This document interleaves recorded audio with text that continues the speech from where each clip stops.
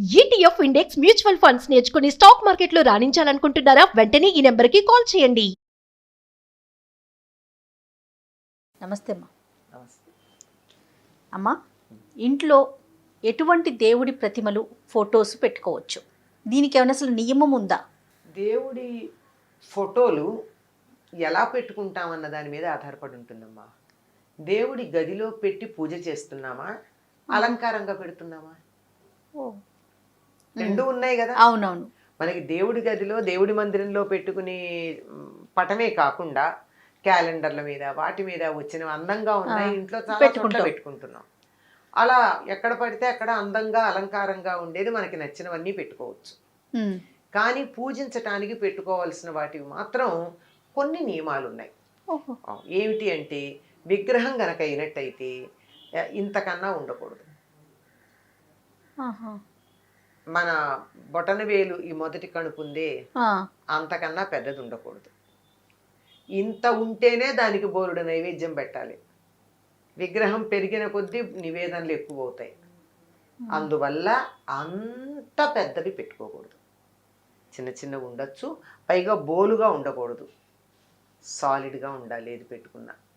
ఇప్పుడు వెండివి అవి ఎలా ఉంటాయి, పైన రేకుండి లోపల ఖాళీ ఉండి అట్లాంటివి పూజకి పనికిరావు. అలంకారంగా పెట్టుకోవచ్చు.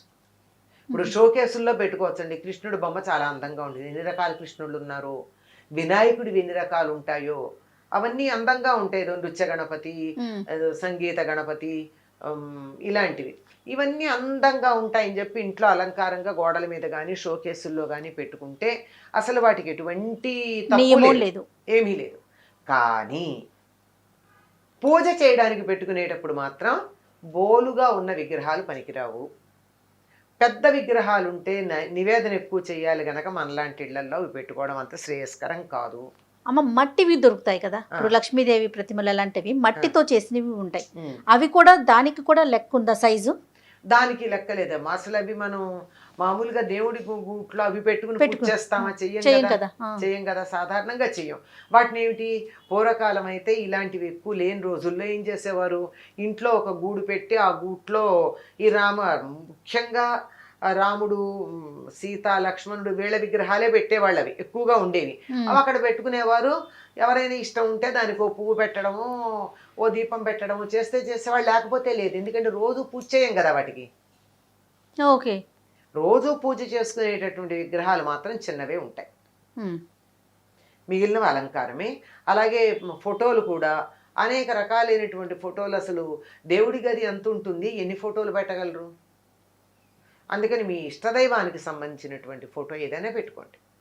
రాముల వారి సాధారణంగా ఇప్పుడు ఏదో కాలం మారిపోయింది, కానీ కొద్ది రోజుల క్రితం వరకు కూడా ప్రతి ఇంట్లోనూ పూజ మందిరంలో ఉన్నటువంటి ఛాయాచిత్రం అంటే ఫోటో ఏదైనా రామపట్టాభిషేకం ఫోటోనే ఉంటూ ఉండేది ఎవరిళ్లల్లో అయినా. దక్షిణ దేశంలో అందరికీ రాముడు ఆరాధ్య దైవం అండి. ఇక్కడ తిరిగాడు. ఉత్తర దేశంలో కన్నా మీరు గమనించి చూసినట్టయితే రాముడి పేరు దక్షిణ దేశంలోనే ఎక్కువ మందికి ఉంటుంది. అందువల్ల అది ఎక్కడ చూడు మనకి, ఇదిగో ఇక్కడ రాముడు ఇక్కడ కూర్చున్నాడు, సీతమ్మ ఈ నదిలో ఇక్కడ స్నానం చేసింది, ఆ లక్ష్మణుడు ఇక్కడ పళ్ళు తెచ్చాడు, ఇలాంటి ప్రతిదానికి ఏదో ఒక లెక్క చెప్తాం. అంచేత రాముడితో మనకి చాలా దగ్గర సంబంధం ఉంది కనుక ఇక్కడ అంతా రామారాధన ఎక్కువ. ఇప్పుడు అది కొద్దిగా మారింది. మధ్యలో కొంతకాలం వెంకటేశ్వర స్వామి ఆరాధన చేస్తాం. ఇప్పుడు మళ్ళీ సాయిబాబా అంటున్నాం. ఇంకేమన్నా కొత్త దేవుడు వస్తే కొత్త దేవుడిని అయినా ఆరాధిస్తాం. మనం అసలు దేవుడిని పక్కన పెడతాం. ఇది ఒక దోషాల్లో ఒకటిగా పరిగణిస్తారు. మీరు కొత్తగా ఉన్న దైవాలను ఎంతమందినన్నా ఆరాధించండి, తప్పేం లేదు. కానీ మీ కులదైవం ఎప్పటి నుంచో 2-3 తరాలుగా మీ ఇంట్లో వాళ్ళు ఎవరిని ఆరాధిస్తున్నారో వారి పూజ మాత్రం మానకూడదు. అదొకటి ఉంటుంది. కనుక ఇలా సాధారణంగా రామ పట్టాభిషేక చిత్రం ఉండేది. రామ మందిరం లేని గ్రామం లేదు మనకి. దేవాలయం లేకపోవచ్చు, కానీ ఒక రాముడి ఫోటో పెట్టుకుని భజన చేసేటటువంటిది మనకి ఈ ప్రాంతాలన్నీ ఉన్నాయండి. అవునమ్మా. ఎంతంటే ఈ విజయనగరం, శ్రీకాకుళం జిల్లాల్లో నుంచి మలేషియా ప్రాంతానికి కూలీలుగా వెళ్ళినటువంటి వాళ్ళు కూడా ఈనాటికి ఒక దీపం స్తంభం పెట్టుకుని రామభజన చేస్తారు. ఈ రోజు కూడా మనం మానేసాం. అట్లా ఆ రాముల వారి విగ్రహం ఒక ప్రశాంతతగా ఉంటుంది, అందంగా ఉంటుంది అనిపిస్తే కృష్ణుడిది పెట్టుకోవచ్చు, అమ్మవారిది పెట్టుకోవచ్చు. ఎన్నున్నా ఇవి పరిమితంగా ఉండడమే చాలా మంచిది. తర్వాత రకరకాల సిద్ధాంతాలు ఉన్నాయి వీటికి. ఏ సిద్ధాంతం ఎంత వరకు దానికి వ్యాలిడిటీ ఉంది అన్నది ఆలోచించాలి. ఏదో ఆంజనేయుడి ఫోటో ఇంట్లో వస్తూ ఉంటే ఎట్ట ఎదురుగా సింహద్వారంలోంచి రాగానే ఎదురుగా ఉండాలని కొంతమంది, లేదండి వినాయకుడు ఉండాలని కొంతమంది ఇలా చెప్తూ ఉంటారు. మీ ఇష్టదైవాన్ని మీ ఒపీనియన్ ఏంటమ్మా? ఏ ఏ రూపంలో ఉంటే ఏం దయ దేవుడు, రూపాలు వేరు కానీ తత్వం ఒకటే కదా. అంతేగా. అంచేత వాటికి పెద్దగా మనం అనుకోవాల్సిన పని లేదు. కానీ ఒక పూజ చేయడం అంటూ గంధము కుంకుమ పెట్టి పూజ చేయడం మొదలుపెట్టిన తర్వాత ఆపకూడదమ్మా. మనం ఇలా అందంగా పెట్టుకునే వాటికి మనం ఫోటోలో బొట్టు ఉంటుంది కానీ మనం గంధం పెట్టం దానికి, గంధం కుంకం. దేవుడి గదిలో పెడితే ఖచ్చితంగా గంధం కుంకం పెడతాం. అది పెట్టామంటే దాన్ని పూజ చేస్తున్నామని అర్థం. ఇది అలంకారప్రాయంగా అందంగా ఉండడానికి రామభావనో కృష్ణ భావనో నాలో కలగడానికి ఒక ప్రేరణగా ఇక్కడ పెట్టుకున్నాను, అక్కడ పూజకు పెట్టుకున్నాను. అందుకని పూజకు పెట్టుకునేవి మీ కులదైవం ఎవరైతే వాళ్ళని పెట్టుకోండి. ఎవరి పేరున మీరు అర్చనలు చేసి స్తుతులు చేస్తారో అవి పెట్టుకోండి. మిగిలినవి ఇంట్లో అందంగా ఎక్కడైనా పెట్టుకోవచ్చు. విగ్రహాలైనా సరే ఫోటోలైనా సరే. పెద్ద పెద్ద విగ్రహాలైతే మాత్రం నిత్య పూజలో పెట్టుకుంటే అంత నైవేద్యం పెట్టాలి, మరి పెట్టగలరా ఆలోచించుకోండి. శివలింగం కూడా ఇంట్లో పెట్టుకోకూడదు అని అంటూ ఉంటారు కదమ్మా, అది కరెక్ట్? లేదమ్మా, పెట్టుకోవచ్చు. కాకపోతే ఉంటే ఏంటంటే దానికి కాస్త నీళ్లు పోస్తూ ఉండాలి. రోజు పోయినా కనీసం వారానికి ఒక్కసారిన అభిషేకం చేయాలి. రోజు చేయడం మంచిది. ఇంట్లో శివలింగం ఉంటే ఎంత పెద్ద దానికి మీరు ఏమి ఎక్స్ట్రా ఏం చేయక్కర్లా. ఆ దేవుడికి పూజ చేసేటప్పుడే పువ్వు పెట్టడానికి వెళ్ళినప్పుడే ఈ శివలింగాన్ని ఒక వేరే పళ్ళెంలో పెట్టి దానికి కాస్త చేత అయితే త్రయంబకమే జామహే అనుకుని, అది రాకపోతే నమ శివాయ అని చెప్పి కాసి నీళ్లు పోసి తీసి తుడిచి దానికి ఇంత గంధం కుంకం పెడితే సరి, 1 నిమిషం పని. అలా చేయగలిగితేనే శివలింగం పెట్టుకోవాలి, లేకపోతే లేదు. నేను చెయ్యను కానీ నాకు లింగం కావాలి అంటే బాగుండదు. ఓకే, లెక్క ఏమన్నా ఉందమ్మా సైజు? అలా ఏం లేదు. లింగానికి శివలింగానికి ఏం లేదు, అది మామూలు తయారు చేసిన లింగమా సాలగ్రామమా అన్నది. ఆ సాలగ్రామాలను బట్టి దాంట్లో తేడాలు కూడా. ఇప్పుడు దేవుడి ఫోటోలు ప్రతిమలు కొన్ని పాడైపోతూ ఉంటాయి కదా, వాటిని ఏం చేయాలమ్మా? వాటిని అది వెండి విగ్రహాలు అనుకోండి, దాన్ని మార్చుకుని వేరే చేయించుకోండి. అంటే కన్ను ముక్కు స్పష్టంగా ఉన్న విగ్రహాలకే పూజ చేయాలి కనుక అలా, లేకపోతే మార్చి చేయించుకోండి. ఇత్తడివైనా మార్చి చేస్తారు, అంతేగాని వాటిని ఎక్కడ పడితే అక్కడ పారేయకండి. ఒకటి. ఇంకా ఛాయాచిత్ర ఫోటోలు ఉన్నాయి, ఈ ఫోటోల్ని తీసుకొచ్చి రోడ్ల మీద ఎక్కడ పడితే అక్కడ పారేస్తూ ఉంటారు, చెత్త కుండీల్లో పారేస్తూ ఉంటారు. అది సరైన పద్ధతి. నీ ఫోటో ఎవరైనా పారేస్తే నీకు ఎంత కోపం వస్తుంది? అవును, బాధ కలుగుతుంది కదా.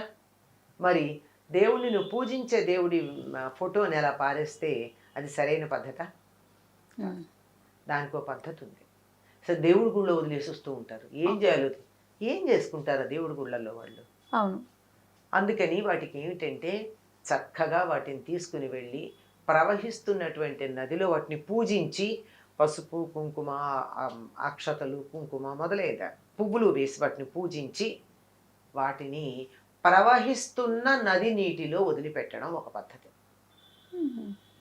లేదు నాకు దరిదాపుల్లో ఎక్కడా కూడా నది లేదు, ఏం చెయ్యాలి? వాటిని చక్కగా మంచి చితుకులతో, పిచ్చి పిచ్చివి కదా, మంచి చితుకులు తెచ్చి మంట పెట్టి దాన్ని ఏ దేవుడి విగ్రహం ఏ దేవుడి ఛాయాచిత్రమో ఆ పేరు చెప్పి ఆయన్ని పూజిస్తూ దాన్ని అగ్నికి ఆహుతి వేయడం ఒక పద్ధతి. అంతేగాని ఎక్కడ పడితే ఎక్కడ పారేయకూడదమ్మా. దేవుని గుళ్ళల్లో పెట్టడం కూడా కరెక్ట్ కాదు. తప్పుగా ఏం చేస్తారమ్మా వాళ్ళు మాత్రం. మనం కొన్నాళ్ళు పూజ చేసి పడేసిన విగ్రహ ఛాయాచిత్రాలకు వాళ్ళు పూజలు చేస్తారా? చేయలేకపోతారు కదా. అసలు ఎందుకు చెయ్యాలి నాకు అర్థం కాదు. అసలు నువ్వు ఎందుకు తెచ్చుకున్నావు? నీకు ఇన్నింటికి పూజ చేసే ఓపిక లేకపోతే ఎందుకు తెచ్చుకున్నావు? దాన్ని భద్రంగా పెట్టుకునే శక్తి లేకపోతే ఎందుకు తెచ్చుకున్నావు? నువ్వు తెచ్చుకుని నీ అశ్రద్ధకి ఎవరినెత్తునో పడేస్తావా బరువు? తప్పు కాదు. అవును. తర్వాత దేవాలయాల దర్శనం చేసుకోవటం, ప్రతి ఒక్కరూ ఇంత ప్రతిమ తీసుకొచ్చి ప్రసాదంతో పాటు ఇవ్వటం, ఇది కూడా చాలా తప్పమ్మ. దేవాలయాల వెళ్ళినప్పుడల్లా విగ్రహాలు తీసుకొచ్చి ఇవ్వడం అనేది, ఫోటో ఫ్రేమ్స్ ఎక్కువ అది ఇస్తుంటారు. అడిగిన వాళ్ళకి ఇవ్వండి. మా ఇంట్లో లేదు, ఏదో నువ్వు తిరుపతి వెళ్తున్నావు, మా ఇంట్లో వెంకటేశ్వర స్వామి విగ్రహం లేదు, లేదా ఫోటో లేదు, తెచ్చిపెట్టు అంటే వెళ్ళి ఇవ్వండి. లేకపోతే ఇంతంత ఫోటోలు తీసి వాటిని ప్రసాదాలతో కలిపి ఇవ్వడం. ఏం చెయ్యాలి ఈ ఫోటోలన్నీ? అవును, ఎక్కడ పడితే అక్కడ పారేయలేము. పారేయలేము, ఇంట్లో పెట్టుకోవటానికి ప్లేస్ ఉండకపోవచ్చు. అసలు ఎక్కడ పెడతామమ్మా ఇవన్నీను? పైగా కొంతమంది ఫోటో ఫ్రేమ్లు ఇస్తారు, మరి కొంతమంది ఒట్టి కాగితమే ఇస్తారు. అవును, దీన్ని ఏం చేస్తారు? అందువల్ల నేను అందరికీ విజ్ఞప్తి చేస్తూనే ఉంటాను, ప్రసాదం ఇవ్వండి, హాయిగా తింటాం. భగవంతుడి అనుగ్రహం ఒకటి కత్తిగా బాగుంటుంది కదా, బాగుంటుంది. కానీ విగ్రహాలు ఫోటోలు ఇవ్వకండి అని రిక్వెస్ట్ చేస్తాం. అయినా కొంతమంది తెచ్చిస్తూ ఉంటారు. అవును, ఏం చేస్తాం, అన్నీ ఒక పక్కన పెడతాం. మరి దేవుడి దగ్గర పెట్టానో పూజ చెయ్యాలి. అందుకని అవన్నీ ఒక చోట పెట్టి కొత్తగా పెళ్ళే కాపురానికి వెళ్ళే వాళ్ళకి, అమ్మ మీరెవ్వరూ విగ్రహాలు కొనుక్కోకండి, ఫోటోలు కొనుక్కోకండి, దేవుడికి సంబంధించినవి మీకు నచ్చిన ఇవన్నీ ఇంత పెట్టె ఉంది, ఈ పెట్టెలో రకరకాల దేవుళ్ళ ఫోటోలు ఉన్నాయి, బోలెడు విగ్రహాలు ఉన్నాయి, మీకు మీ ఇంట్లో మీకు నచ్చిన దైవం ఫోటో కానీ విగ్రహం కానీ తీసుకెళ్ళి ఇప్పుడు మీరు పూజ చేసుకోండి. బాగుంది. అంటే అందరికీ తెచ్చిచ్చేవాళ్ళు ఉండకపోవచ్చు. అవును, ఈ తెచ్చిచ్చేవాళ్ళు ఎక్కువైపోయారు. అందరికీ నేను వీలైనంత వరకు తీర్థయాత్రలకు వెడుతున్నాము అని చెప్పే వాళ్ళందరికీ నేను ఒక విజ్ఞప్తి చేస్తూనే ఉంటా, ప్రసాదం మాత్రమే తండి. విగ్రహాలు ఫోటోలు తెచ్చి అడిగి ఎవరైనా తెచ్చి పెట్టమని అడిగితే తెండి, కానీ ఎవరికి ఊరికే ఇవ్వకండి. ఏం చేసుకుంటారండి ఎన్ని విగ్రహాలు, చివరికి అసలు ఆ విగ్రహాల మీద దుమ్ము పడితే దులుపుకోవడానికి తీరిక కూడా లేనని విగ్రహాలు దేవుడి దగ్గర పెట్టుకుని ఏం చేస్తాం?